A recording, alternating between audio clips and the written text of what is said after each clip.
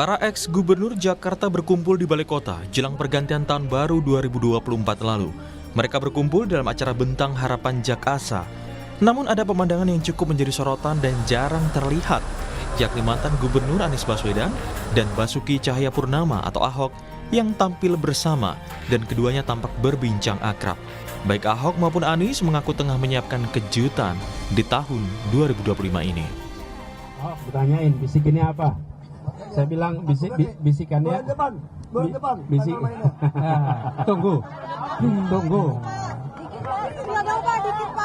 Tunggu tanggal mainnya. Tunggu. Ya, nanti dong. Kalau udah kan udah dibilang tunggu, lo tunggu harus tunggu dong kita. Ada kejutan di tahun depan Pak Anies. Ya, Pasti ada kejutan. 6 jam lagi, 7 jam lagi. Kebersamaan antara Ahok dan Anies menjadi sesuatu yang menarik. Terlebih keduanya sempat bertarung sengit dalam Pilkada Jakarta. Di sisi lain, menanggapi pernyataan akan ada kejutan yang disampaikan Ahok dan Anies di awal tahun 2025, produser Jakarta Melayu Festival sekaligus pendukung Anies, Ges Khalifa menduga akan ada rencana launching ormas oleh Anies Baswedan. Setahu saya, mungkin bukan bulan depan, bulan ini sudah, karena ini udah Januari. Tapi kan ucapkannya Desember, sekarang sudah Januari bulan depan ya. Lah Pak Anies itu rencananya kan mau launching ormas. Oke. Di bulan-bulan ini. Mungkin ya, ini mungkin dugaan saya. Mungkin kalimatnya Pak Ahok, Nis gue masuk ormas lo dong supaya gue bisa ikut bantu-bantu. Mungkin kira-kira kayak gitu interpretasi saya. Sementara dalam acara ini tidak tampak hadir Presiden ke-7 sekaligus mantan Gubernur Jakarta, Joko Widodo. Dan kini publik tinggal menunggu kejutan apa yang akan disampaikan kedua mantan Gubernur Jakarta, Anies dan Ahok. Tim Liputan, Kompas TV. Pertemuan antara ex-gubernur Jakarta Anies Baswedan dan Ahok jadi pemandangan langka. Apalagi keduanya kita tahu sempat bersaing ketat di Pilkada Jakarta. Dan yang cukup menarik, pernyataan baik Anies dan juga Ahok yang sama-sama mengaku akan ada kejutan di tahun 2025 ini. Apa sebenarnya kejutannya? Apakah ini berkaitan dengan percaturan politik? Pagi ini kita akan bahas dengan sejumlah narasumber, diantaranya sudah hadir di studio. Ada juru bicara dari Anies Baswedan, sudah ada Pak Sahrin Hamid. Selamat pagi Pak Sahrin. Pagi. Kabar baik ya Pak Sahrin? Alhamdulillah baik. Baru di 2 hari tahun 2025 ya? Ya, baru 2 hari. Oke, kemudian ada melalui sambungan daring juru bicara PDI Perjuangan, ada Mas Ciko Hakim. Selamat pagi Mas Ciko. Pagi Disti, pagi Bung Sahrin. Iya, pagi bagaimana Bung sudah Ciko. selesai ya liburannya ya? Kayaknya masih nih. Kemudian juga nanti akan bergabung, kemudian ada pengamat politik dari Tres Politika, ada Mas Agung Baskoro, tapi nanti akan bergabung kemudian. Saya ke Pak Sahrin dulu. Pak Sahrin, jadi sebenarnya Mas Anies ini apa sih kejutannya? Di-spill dulu lah. Ya, kalau misalnya kejutan terus disampaikan Udah sekarang. gak kejutan lagi.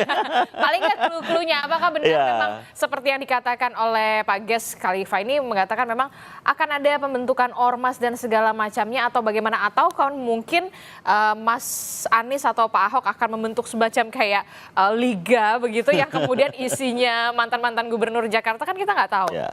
Jadi yang pertama bahwa kita lihat kemarin berkumpul seluruh para mantan-mantan gubernur Jakarta. Yang kedua adalah kita lihat juga kemarin bahwa bagaimana mengelola perbedaan secara terbuka. Yang ketiga, kalau misalnya ditanya tentang apa di 2025 ini, yang jelas bahwa Mas Anies dan juga Ahok kemarin telah sama-sama berjuang bersama dengan sebagian besar warga Jakarta yang telah memenangkan Pram dan Dul. Nah, tentunya momentum ini kan tidak hanya berakhir kebersamaannya di situ, tapi tentunya kan masih ada jalan panjang menuju bagaimana membangun Jakarta menyala.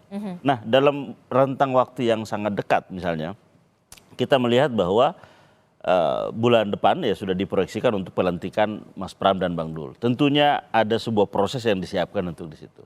Nah, bisa jadi, ya kita kan nggak tahu, bisa jadi bahwa dalam rentang menyiapkan proses itu ya Mas Anies dan juga Ahok dan yang lainnya ya selalu diminta saran, pandangan, pendapat. Jadi semacam penasihat lah ya?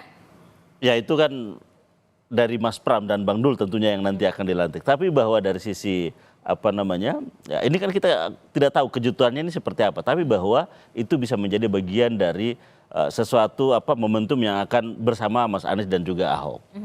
Yang kedua, ya kita juga lihat bahwa memang Mas Anies punya perencanaan yang sudah dirumuskan sejak lama dan sudah sangat matang untuk meluncurkan organisasi kemasyarakatan yang berorientasi sosial ataupun kegiatan-kegiatan sosial yang nyata. Nah, ini juga dalam waktu dekat.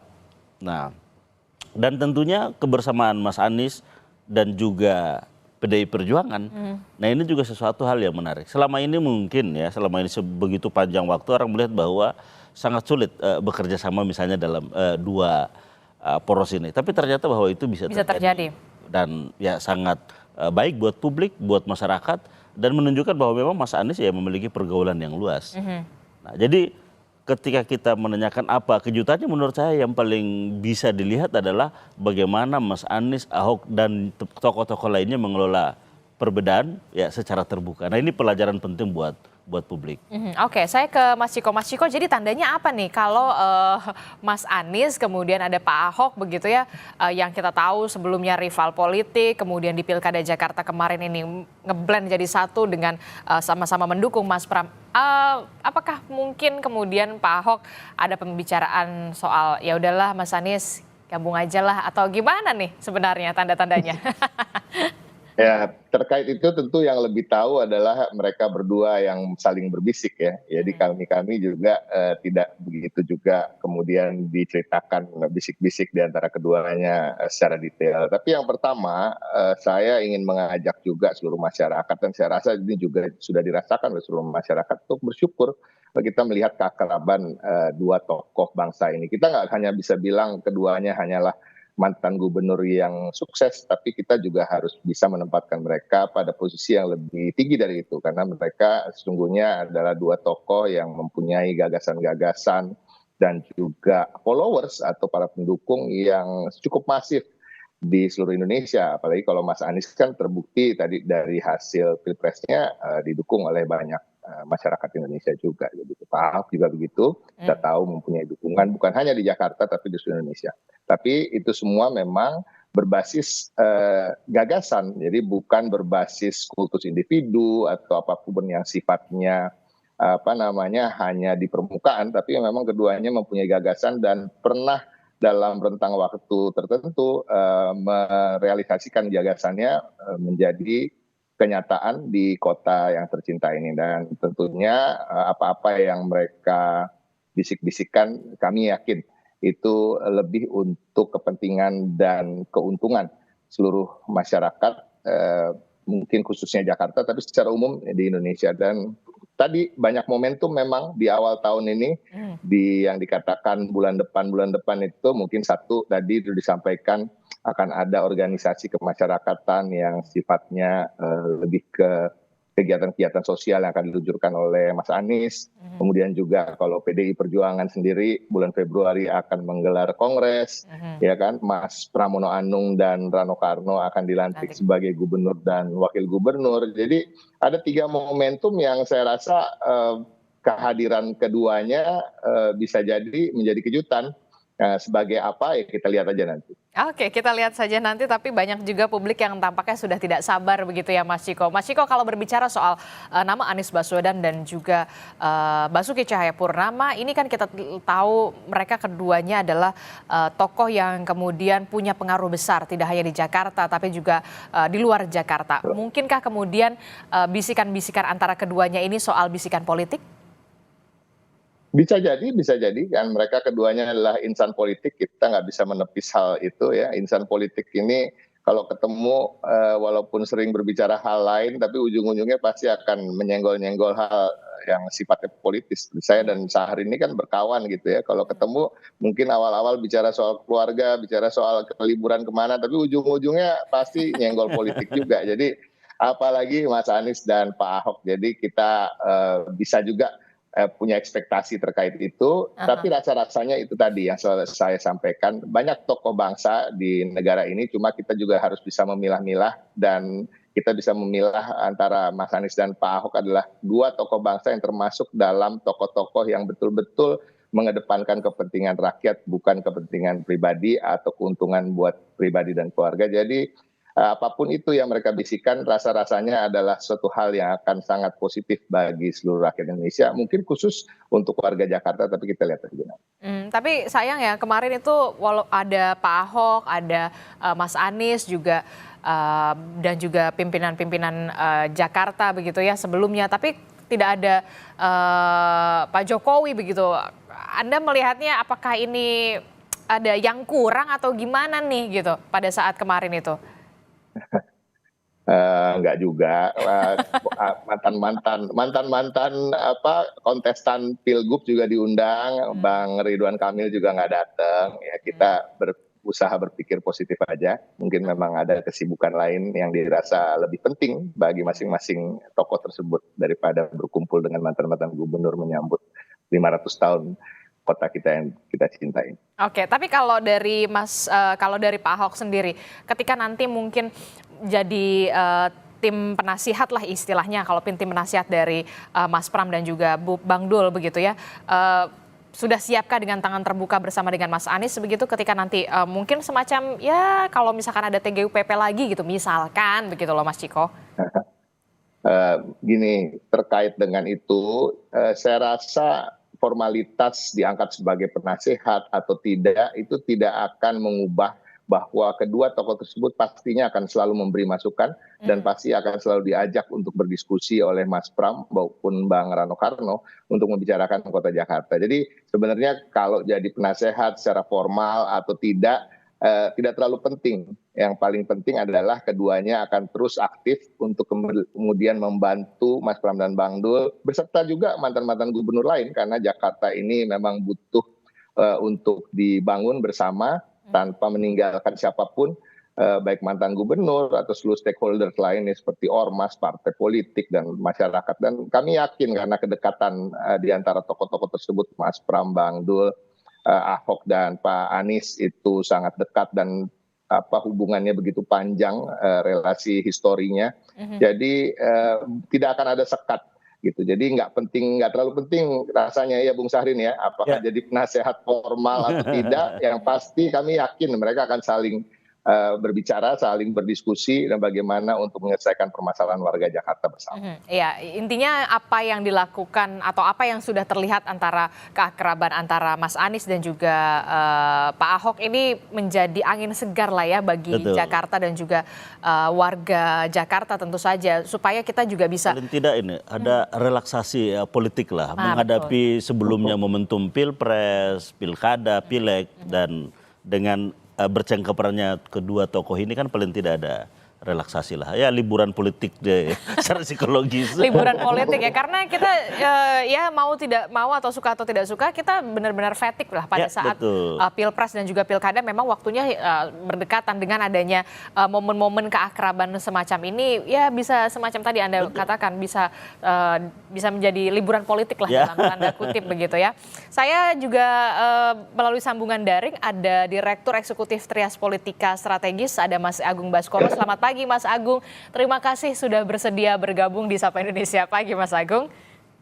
Ya, sama-sama Mbak Adi. Iya Mas Agung, ini kalau tadi kita membahas soal bagaimana momen keakraban antara Mas Anies dan juga Pak Ahok pada saat pertemuan menjelang malam pergantian tahun, ini ada juga Pak Jarod Saiful Hidayat juga di sana, kemudian tapi minus Pak Jokowi sayangnya tidak ada di sana. Apa yang bisa Anda analisa dari pertemuan tersebut termasuk juga bisik-bisik politik yang terjadi tertangkap kamera antara Mas Anies dan juga Pak Ahok, Mas Agung? Ya, pertama saya lihat setelah Jakarta menyala, saya lihat kalau Pak Anies Pak Ahok bareng bisa Indonesia menyala nih Bang Ciko ya. Dan Inggris sedap juga nih yang lain melihat kan.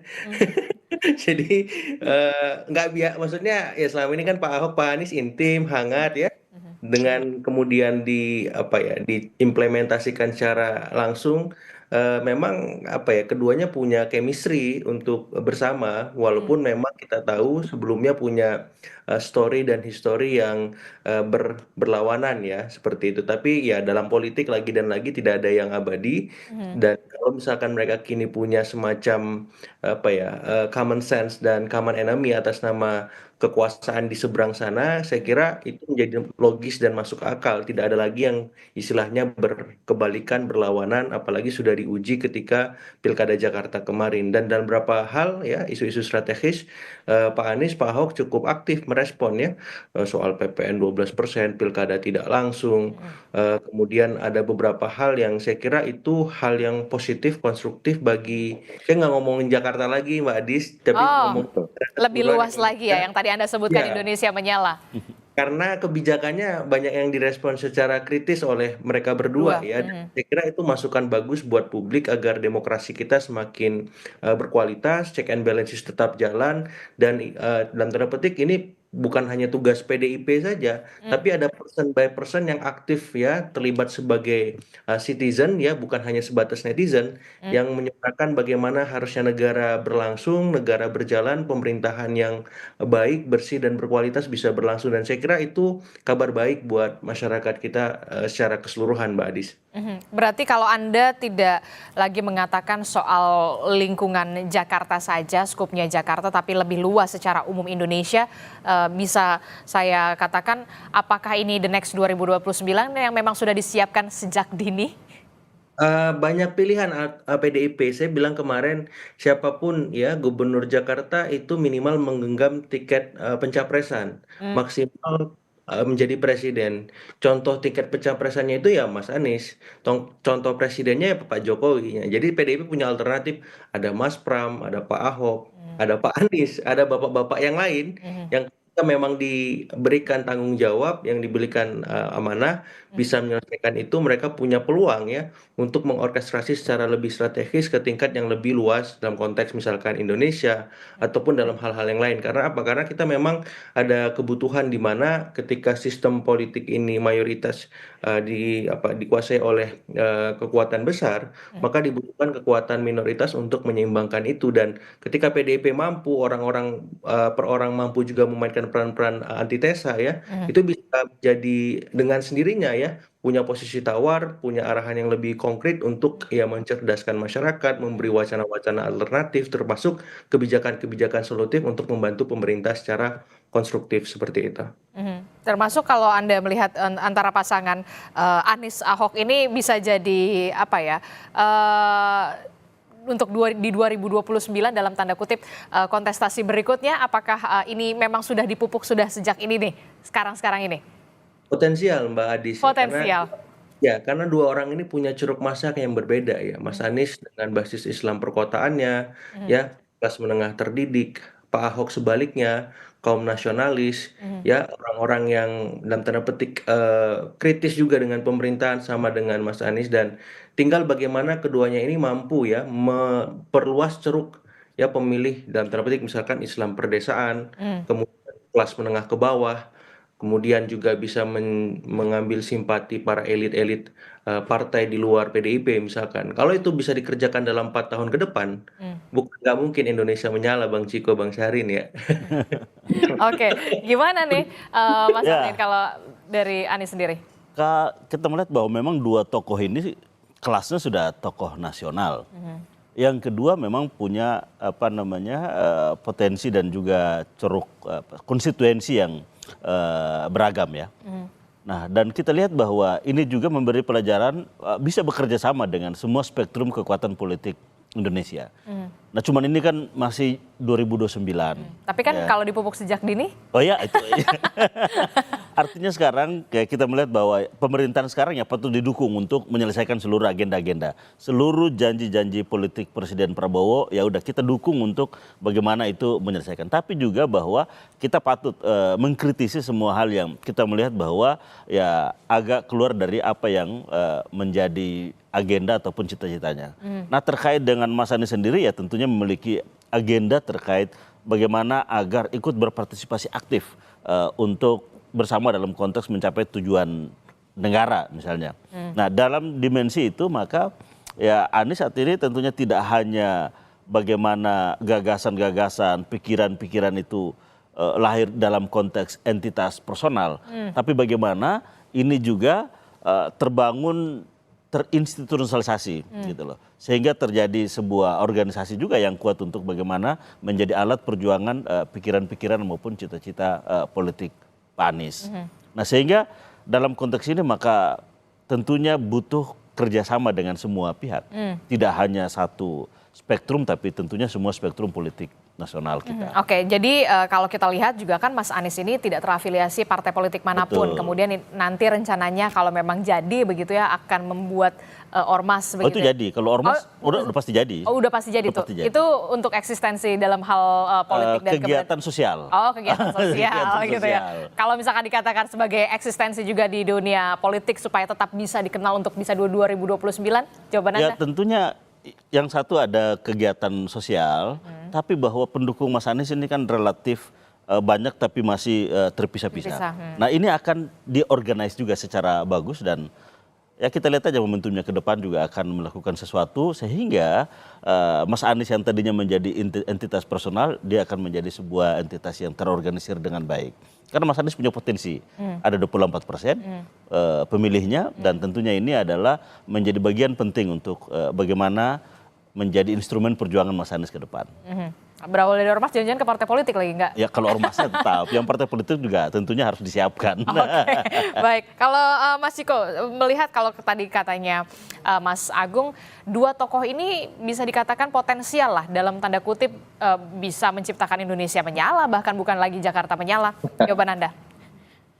Ya itu memang saya rasa nggak terbantahkan. Tadi juga sudah disampaikan oleh saya maupun oleh Bang Syahrin bahwa kedua tokoh ini levelnya udah bisa kita katakan level tokoh nasional karena juga terbukti dalam perjuangan politiknya atau perjuangan-perjuangan dalam aktivitas sosial kemasyarakatannya selalu mengedepankan kepentingan rakyat secara umum.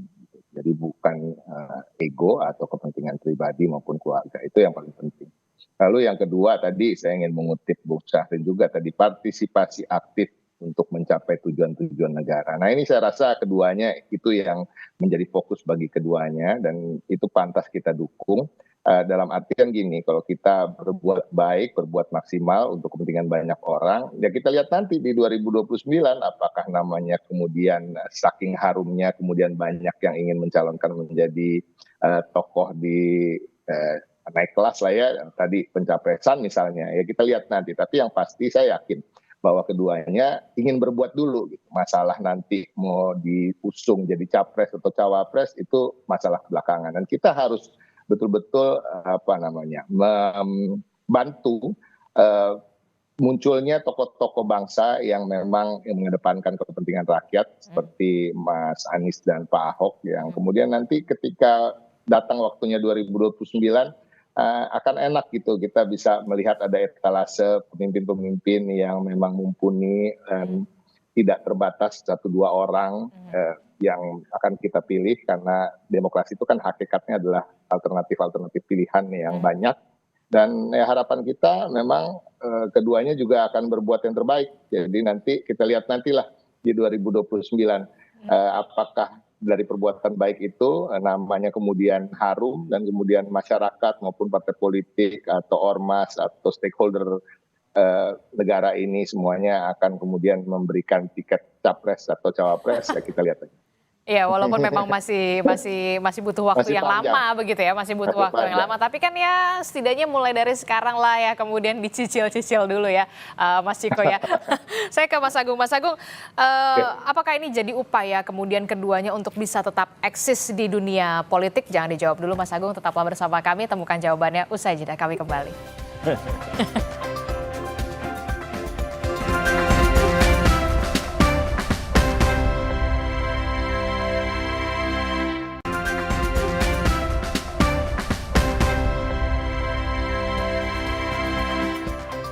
Terima kasih Anda masih bersama kami dalam Sapa Indonesia Pagi. Saudara, kita melihat bahwa memang beberapa hari terakhir ada momen keakraban yang sungguh sangat jarang sekali terlihat antara nama Anies Baswedan dan juga Basuki Cahayapurnama yang kita tahu sebelumnya merupakan rival politik, tapi akan ada kejutan. Apa kejutannya? Inilah yang kemudian kita bahas di pagi hari ini. Saya ke Mas Agung dulu. Mas Agung, tadi memang sudah dipastikan sama Mas Harin, kalau bulan depan, Februari berarti ya? Atau Januari? Yang ormas?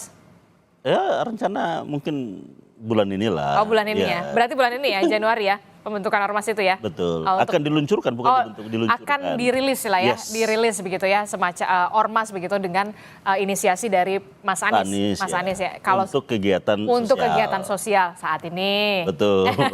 Nah, kalau Mas Agung melihatnya akan seperti apa?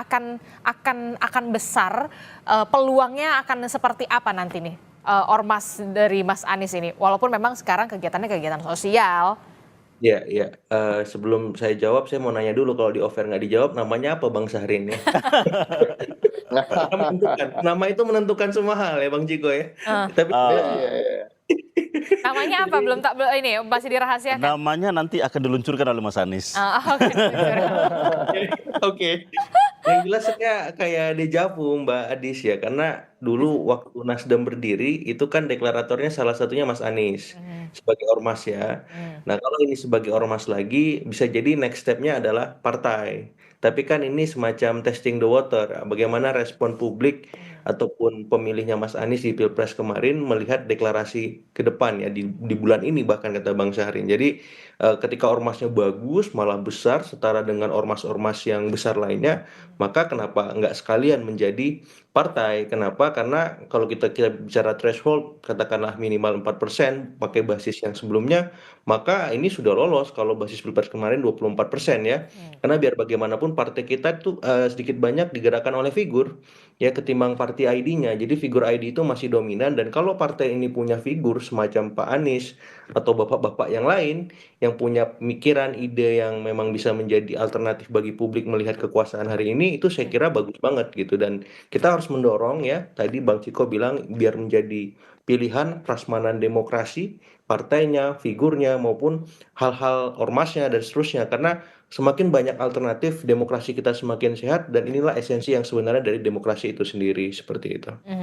Oke, kita harus disuguhkan tokoh-tokoh yang kemudian punya ide dan juga gagasan begitu ya, supaya demokrasi ini tetap hidup begitu, termasuk juga posisi penyeimbang begitu ya Mas Agung ya?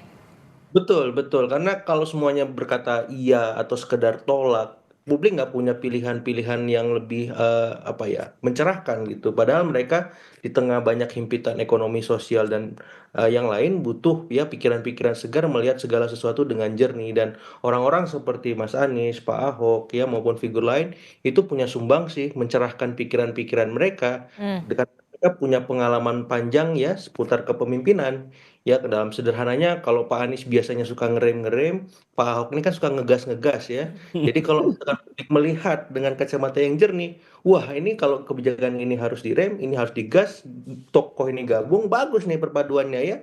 Satu agak kalem, satu meledak-ledak. Nah, karena memang itu dibutuhkan. Satu solidarity maker, satu yang sangat administratif, detail, teknis ya, taktis. Ini kan luar biasa ya gaya kepemimpinannya melihat segala sesuatu. Jadi saya mengapresiasi Pak Anies, Pak Ahok, ataupun yang lain lah muncul untuk mewarnai ya pikiran-pikiran demokrasi kita, pikiran-pikiran masyarakat kita, supaya apa? Supaya pemerintah juga aware bahwa mereka nggak sendirian mengelola negeri ini, seperti itu.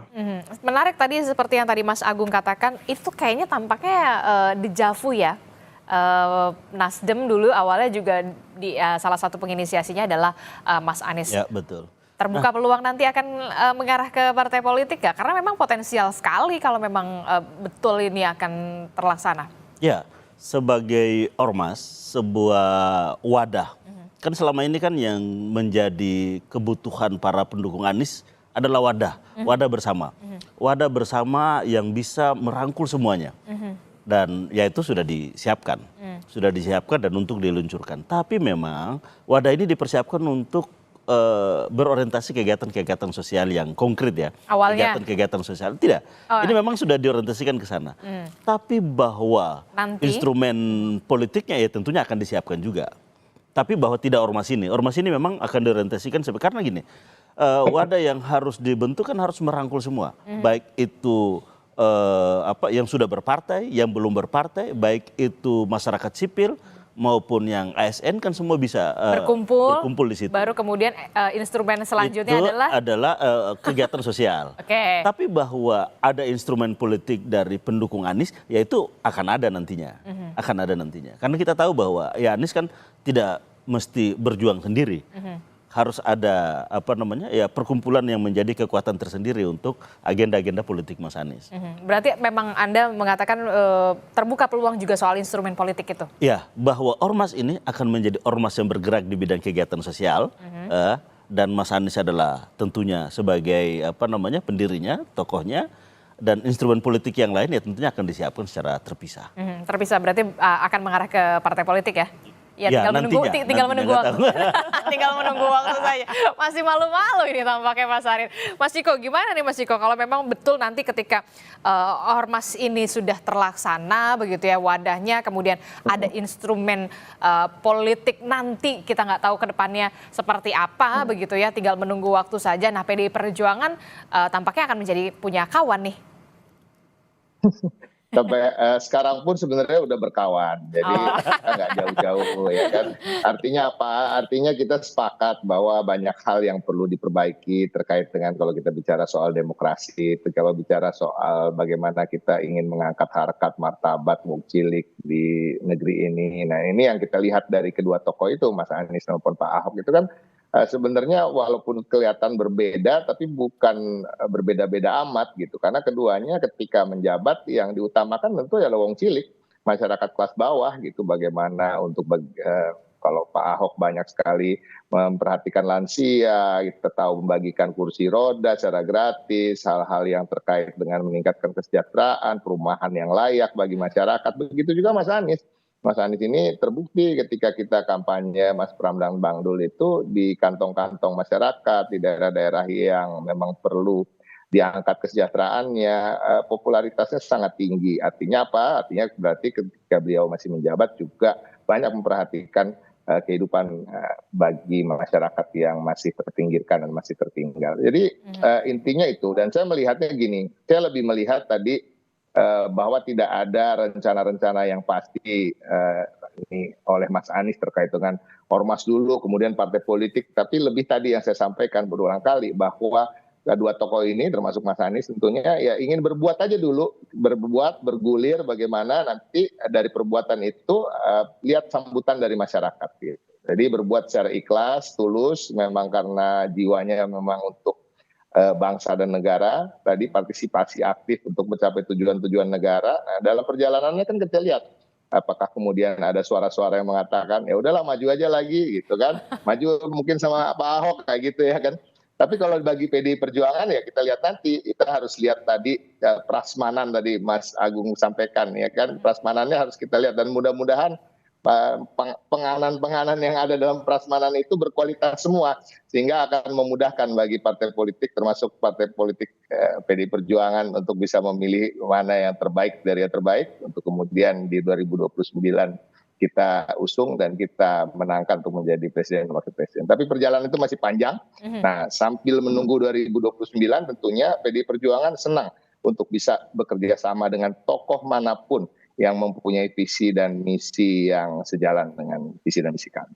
Oke, kalau Mas Agung sendiri melihatnya gimana? Kalau memang tadi terbuka juga peluang begitu ya, kemungkinan ada instrumen politik di belakangnya Mas Anies begitu ya, ketika memang semua unsur elemen masyarakat ini bergabung dalam ormas yang diinisiasi oleh nama Anies Baswedan, tidak menutup kemungkinan juga ada instrumen politik nanti akan kemudian dibentuk begitu ya. Nah, ini perlu jadi peringatan juga nggak, alert juga nggak buat partai politik nih. Ternyata wah tidak terbendung lagi nih masanya Anies nih gitu kan, anak abah gitu kan ibaratnya, Mas Agung. Iya, anak abah sama Ahokers ini gerakannya eksponensial secara politik Mbak Adis ya. Jadi apa ya, Mas Aniesnya kalem, Pak Ahok yang gas, mereka lebih lagi gitu ya. Jadi kalau saya lihat di sosial media itu komentar anak abah dan Ahokers itu kan lumayan apa ya, hegemonik ya. Apalagi mereka secara pendidikan lumayan terdidik ya. Jadi ketika bergerak pun saya kira juga bisa terstruktur, sistematis dan masif ala negara karena orang terdidik gitu. Nah jadi ya kalau misalkan Mas Anies Pak Ahok punya ya kanalisasi kemudian apa ya semacam wadah-wadah yang pas untuk orang-orang ataupun kelompok-kelompok anak Aba dan Ahokers ini saya kira itu bagus banget gitu karena mereka akhirnya punya punya apa ya semacam sarana yang pas untuk menyuarakan ataupun mengakomodasi ya mengagregasi kepentingan mereka, aspirasi mereka supaya lebih konstruktif lagi. Kan setelah mereka berkumpul akhirnya mereka melihat sistem politik kita, oh kalau mau menuntut yang merubah peraturan ke Mahkamah Konstitusi atau ke Mahkamah Agung atau kemana sarana-sarananya ke DPR. Nah ini kan akhirnya publik melihat secara keseluruhan. Kalau mereka mampu mengoptimalkan sarana-sarana tadi untuk mengagregasi, menyuarakan aspirasi publik secara masif, itu bagus. Karena kelemahan kita kan di sana. Misalkan ada masalah pembalakan liar di mana ya ormas ini turun tangan, Ahokers melihat, anak Abah melihat, ada soal tambang yang ilegal bermasalah, atau ada soal misalkan ya isu pilkada tak langsung atau semuanya digarap ya sama Ahokers anak Aba ini. Publik kan akan melihat, wow, ini benar-benar beda ini barang kan. Bisa menyala betul Indonesia kalau semua elemen Ahokers dan anak Aba turun aktif, terlibat, mengadvokasi.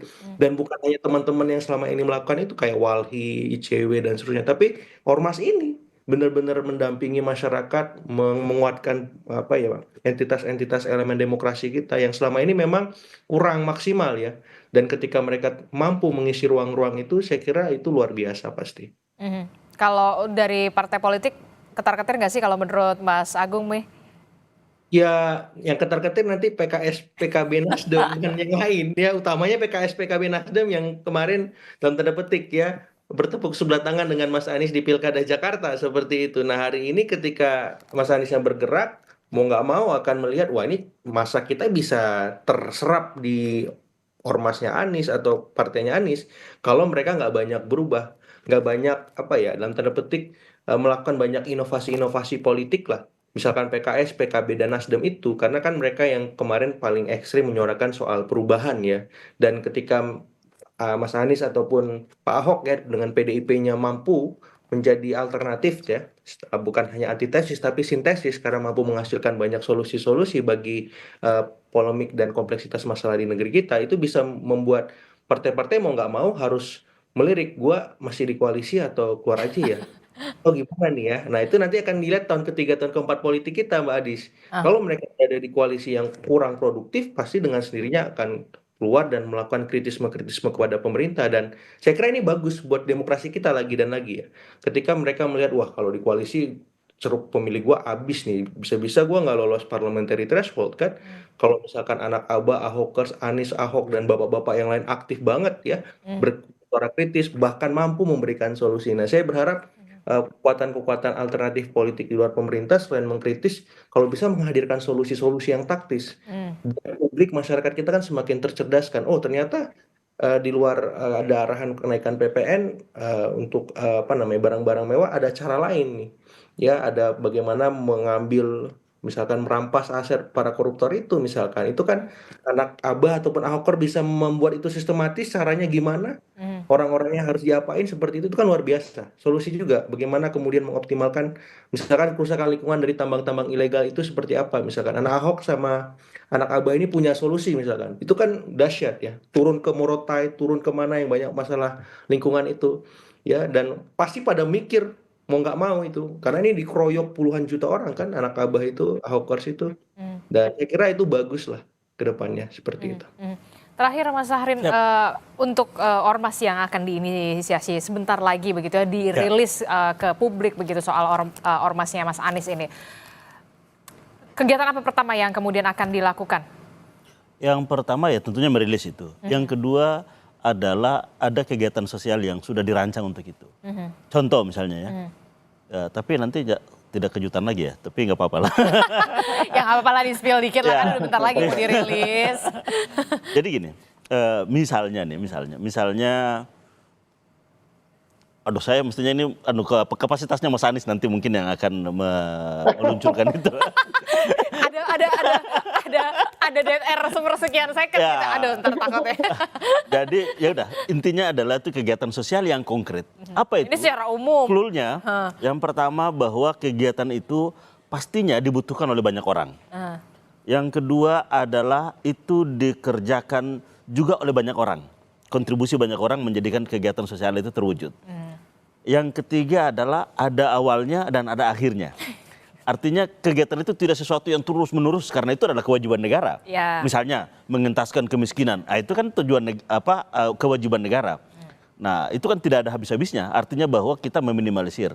Nah, kegiatan sosial nanti yang akan dilakukan oleh Mas Anies dan ormasnya itu adalah kegiatan yang ada awalnya dan juga ada akhirnya. Tapi untuk contoh kegiatannya belum. Nah, yang terakhir mungkin adalah negara barangkali tidak bisa masuk misalnya gitu. Tidak bisa dalam artian. Kok nggak bisa masuk? Bukan tidak bisa masuk. Kan ada kendala-kendala administratif misalnya. Oke. Contoh, ada satu jalanan. Jalanan ini adalah misalnya ini kewajiban APBN tidak bisa mengcover karena terlalu kecil. Misalnya ya satu kabupaten tidak juga bisa mengcover karena ini terdiri dari 2 kabupaten. Nah, itu kan contoh-contoh yang memang harusnya bisa. Cuman secara administratif mungkin relatif ribet. Nah, ini barangkali. Dan ormas ini hadir di situ. Ormas ini barangkali bisa menjadi jembatan untuk itu. Oke, tapi kalau untuk lebih detailnya. Lebih detailnya tentunya Mas Anies yang punya otoritas untuk menyampaikan itu kepada publik. Yang jelas bahwa para pendukung Anies gitu, insya Allah kita akan punya wadah bersama. Wadah bersama ini nantinya akan bisa menjadi instrumen untuk melaksanakan setiap atau segala sesuatu yang kira-kira di lingkungan terdekat kita, lingkungan terkecil kita. Dan inilah sebagai bukti kebersamaan kita yang akan kita bina terus. Oke, baik. Walaupun memang secara general begitu penjelasannya dan tidak terpancing juga ternyata Mas Ciko dan juga Mas Agung begitu ya. Tapi ya sudah, kita hargai itu. Nanti kita tunggu bagaimana nanti ormas dari Mas Anies ini akan bekerja secara sosial, termasuk juga di belakangnya nanti mungkin ada instrumen-instrumen politik. Itu nanti kita bicarakan nanti biar dialognya panjang lagi ya dan berkelanjutan.